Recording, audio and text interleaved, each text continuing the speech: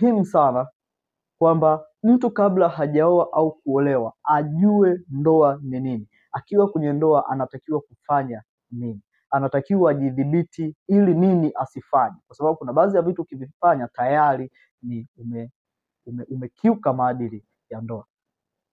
Na hata neno la Mungu linasema kwamba ndoa na iheshimiwe na watu wote, na ikiendelea kusisitiza kwamba malazi yake yawe safi, kwa maana waasherati na wazinzi Mungu atawahukumia adhabu. Maana yake nini? Ni kwamba tunaposema ndoa iheshimiwe na watu wote, wewe mwenyewe ndani ya ndoa unapaswa kuiheshimu ndoa yako. Kwa maana gani ya kuiheshimu ndoa yako? Inabeba wigo mpana sana, ikiwemo kukaa kwenye nafasi yako kwenye ndoa kama ambavyo inastahili ukae, lakini pia kuitengenezea thamani na kuiheshimisha.